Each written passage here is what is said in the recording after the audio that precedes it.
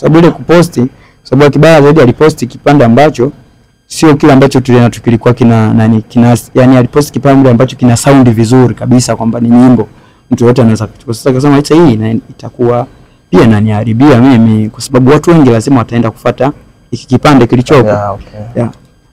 Kwa hiyo tukanani kwa kama vile tumeelewana tujaelewana, kesho yake asubuhi tunaamka tena kaposti kingine. Wewe haja kutagi.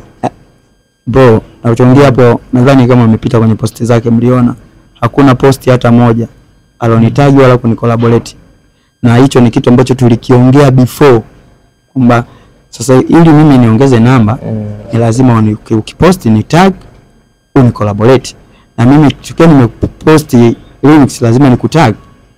Hayo ndio alikuwa makubaliano, lakini mpaka tunafikia hapo napokuambia alikuwa hakuna chochote na hakuna kiashiria chochote ambacho kilikuwa kinaonyesha kwamba ile ni remix. That's why kilichokuja kwa ajabu zaidi yeye siku ambayo tumekubaliana ni nani, asubuhi yake tunaiona nyimbo imepandishwa YouTube na ikiwa ni demo, sawa, lakini aliyepandisha situjui ni nani. Tulichofanya tulireport ile nyimbo muda huo, bahati nzuri ikashushwa YouTube.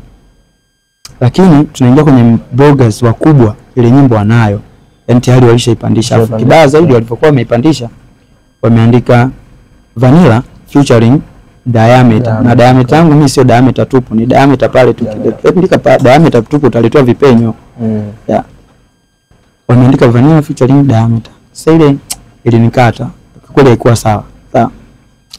Ukiangalia picha ambazo zilipandishwa na ile nyimbo iliyovuja ni picha ambazo tulipiga location kama siku 2 nyuma.